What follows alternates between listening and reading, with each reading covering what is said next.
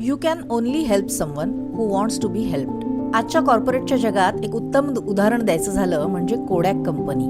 Kodak ही फोटोग्राफीच्या जगातली दादा कंपनी होती.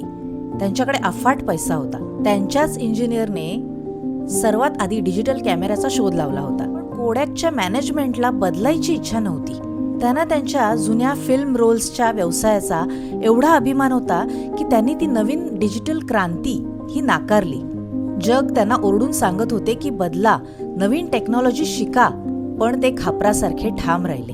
परिणाम काय झाला? ज्या कंपनीकडे सोन्यासारखी संधी होती ती काळाच्या ओघात नष्ट पावली.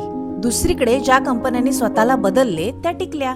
हे उदाहरण आपल्याला हे सांगते की जी व्यक्ती किंवा संस्था स्वतःला बदलायला नकार देते तेव्हा ती स्वतःच्या विनाशालाच आमंत्रण देते. अशा बुडणाऱ्या जहाजावर बसून राहण्यात काहीच अर्थ नसतो. वज्र एक वेळ तुटू शकते, पण मूर्ख आणि दुष्ट माणसाचा निश्चय तुटत नाही. अशा लोकांशी वाद घालणे म्हणजे दगडावर डोके आपटण्यासारखे आहे.